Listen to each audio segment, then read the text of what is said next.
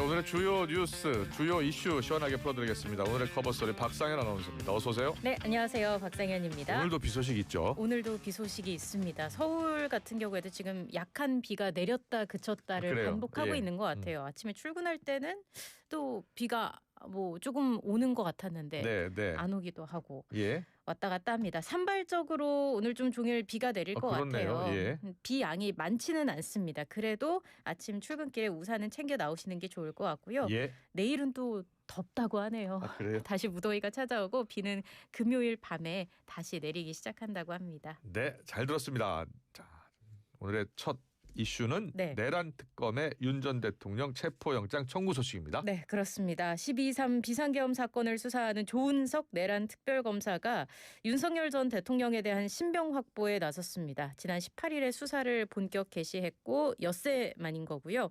적용된 혐의는 특수공무집행 방해 등의 혐의입니다. 네. 내란 특검은 이번 체포영장 청구는 윤 전 대통령에 대한 피의자 조사를 위한 거라고 밝혔습니다.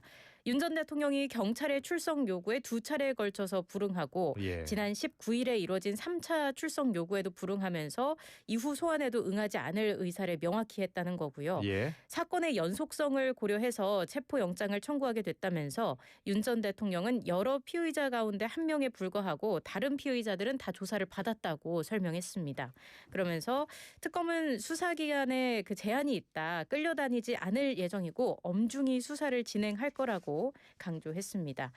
윤 전 대통령 경호처에 자신에 대한 체포 저지를 지시한 혐의를 받고요. 또 예. 계엄 나흘 뒤인 작년 12월 7일 경호처에 곽종근 전 육군 특수전사령관, 이진우 전 수도방위 사령관, 그리고 여인영 전 국군 방첩 사령관 등의 비화폰 관련 정보 삭제를 지시한 혐의도 받고 있습니다. 네.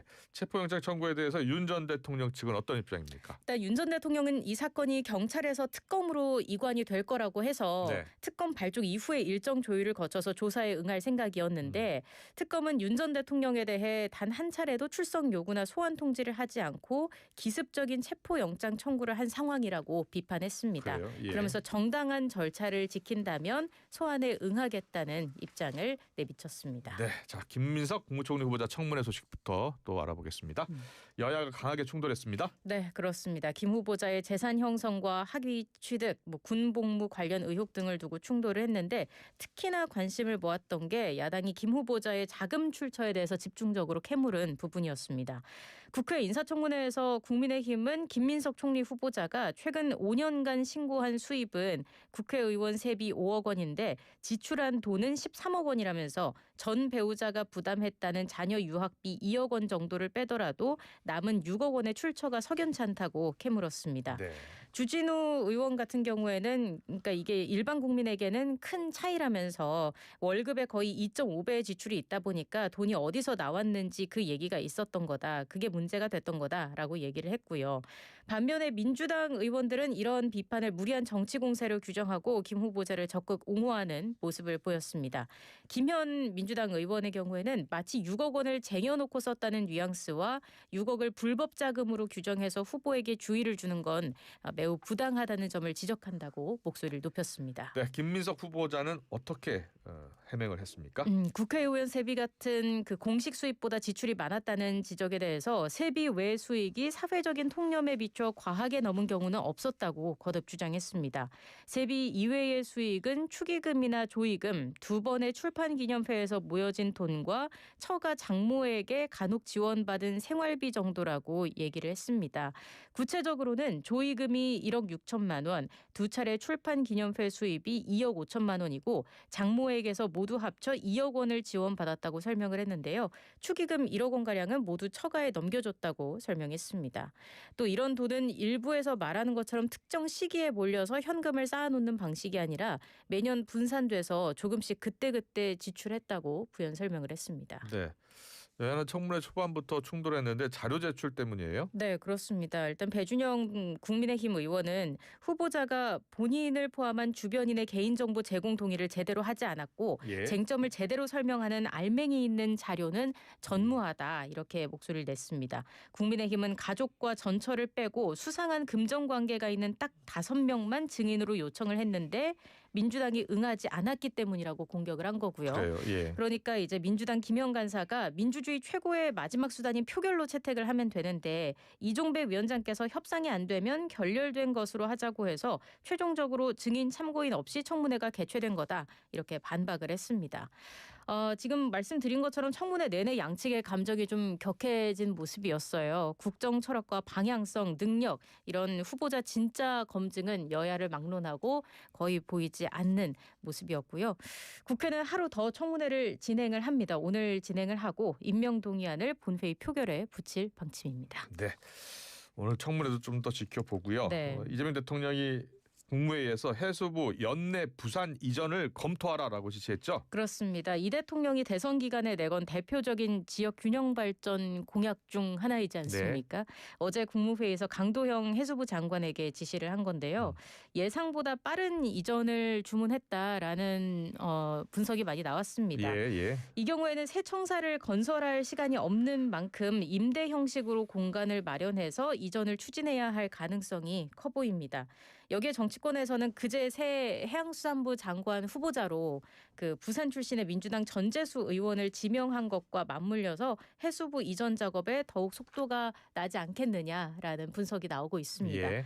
네, 전 후보자는 지난 대선 때도 민주당 선대위에서 북극항로 개척 추진위원회 위원장을 맡았거든요. 네. 핵심 PK 맞춤형 정책 중 하나인 북극항로 관련 정책을 총괄한 바 있는데 다만 아직 후보자 신분이지 않습니까? 그래서 아직 청문 절차가 남아있기 때문에 일단 강도형 현 장관이 추진단을 구성을 하고 관련 사례를 검토하는 등 준비 작업을 시작할 전망입니다. 네, 국민사서함 제도가 도입된다는데 어떤 내용이에요? 이게 대통령실이 어제 국민의 의견을 국정에 반영하기 위해서 국민사서함을 운영한다고 밝혔습니다. 그래요. 예. 국민사서함은 경제와 민생, 사회, 정치, 외교, 안보 분야를 비롯해서 국민이 궁금해하는 모든 분야에 대해 구글 폼을 통해서 온라인으로 질문을 받는 형태로 운영이 되는 겁니다.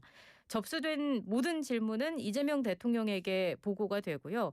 이 중에 사회적 공감대가 높거나 시의성이 있는 국민 의견에 대해서는 이 대통령이 직접 답변할 계획인 것으로 알려졌습니다.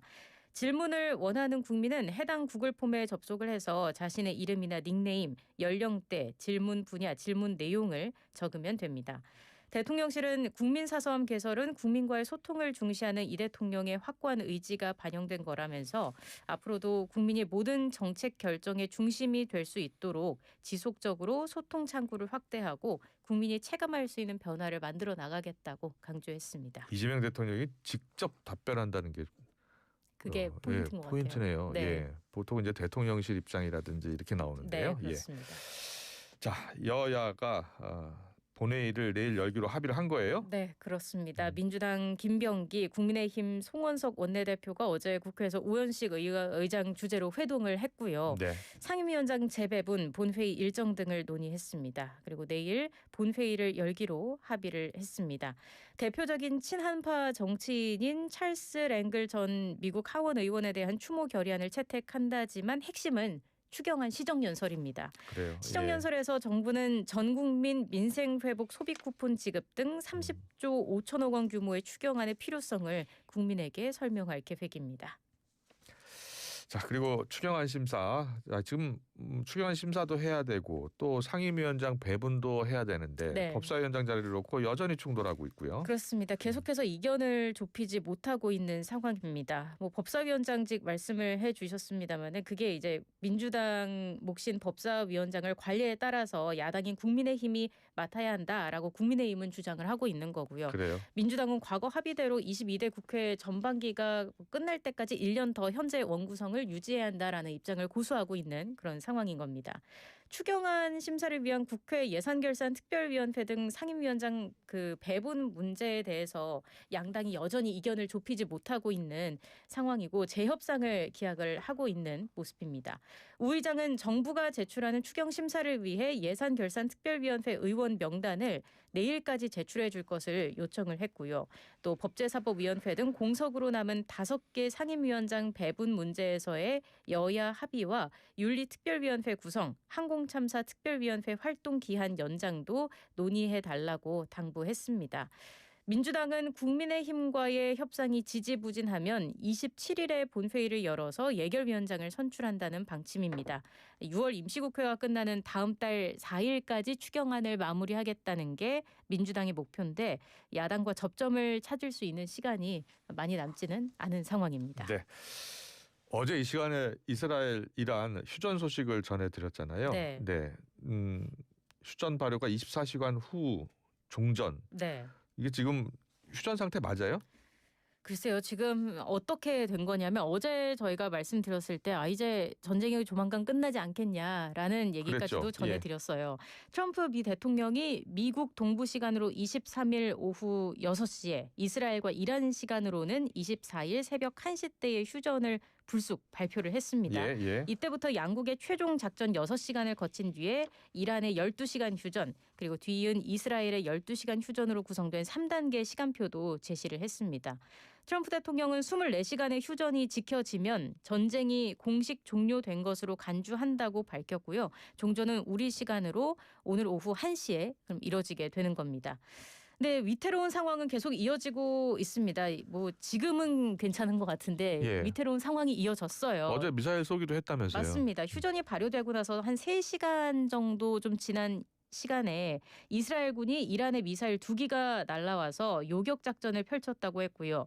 이스라엘 카츠 국방장관은 이란의 합의 위반에 대응해서 테헤란 중심부에 있는 목표물에 강력한 타격을 가할 것을 군에 지시하기도 했습니다. 네, 이란군은 미사일 발사 주장이 사실이 아니라고 부인을 했고 이란 북부 지역에서도 여러 차례 폭발음이 들리면서 긴장감이 고조되는 모습을 보였습니다. 그래요. 이렇게 휴전이 무산될 위기에 처하니까 트럼프 대통령이 다시 나섰어요. 양국 간 뭐랄까요 대결의 심판이 된 것 같은 모습을 보였어요. 예, SNS에 글을 계속 올렸죠. 맞습니다. 오전 1시 10분께 그 휴전은 이제 발효됐다 위반하지 말라 이렇게 썼고요. 양국 모두 휴전을 위반했고 특히 이스라엘에 실망을 했다라면서 강하게 압박했습니다. 이런 공개 발언과 별도로 베냐민 네타냐후 총리와 전화 통화를 하고 공격 중단을 요구한 것으로도 전해졌습니다. 한편 트럼프 대통령은 나토 정상회의 참석차 백악관을 떠나면서 기자들과 만났는데 여기에서 이런 얘기를 했어요. 이스라엘과 이란 모두 휴전 합의를 위반했다라고 불만을 표했는데 그러면서도 휴전은 여전히 유지되고 있다라고 강조했습니다. 네, 모든 언론이 힘을 앞세운 트럼프가 휴전을 강제로 만들었다 막 이렇게 표현하기도 하더라고요. 여러 언론 보니까 또 자신의 공을 좀 내세우는 모습도 보이기도 했습니다. 네, 자 이렇게 휴전 소식이 전해지자 우리 주가가 크게 올랐어요. 그렇습니다. 코스피가 전날보다 1.55% 뛰어오른 3,060대에서 거래를 시작했어요. 오후 들어서 3% 가까이 오름폭을 키우면서 3,103으로 장을 마감했습니다. 코스피 지수가 3,100선에 올라선 건 3년 9개월 만입니다. 마지막 2021년 9월이었는데 그때 이후 3년 9개월 만에 코스피 지수가 3,100대에 올라섰습니다. 네. 중동발 지정학적 긴장이 일단락되면서 위험선호 심리가 되살아났고 그게 우리 증시를 끌어올렸다는 분석이 나온 거고요. 오늘 새벽 미 증시는요? 동반 상승했습니다. 네. 3대 지수 모두 올랐습니다. 우량주 중심의 다우존스 30 산업평균 지수가 1.19%, 대형주 중심의 S&P 500 지수 1.11% 올랐고 기술주 중심의 나스닥 종합지수도 1.43% 올랐습니다. 여기에 영향을 받아서 오늘 아침에 개장을 하게 될 코스피는 또 어떻게 시작을 하게 될지도 궁금합니다. 네, 여기까지 듣겠습니다. 오늘의 커버 스토리 박상현 아나운서였습니다. 고맙습니다. 고맙습니다. 울림이 계속되는 모든 것들을 우리는 명작이라고 부른다. 지금도 시간이 지나도 메르세데스 벤츠 S클래스 지금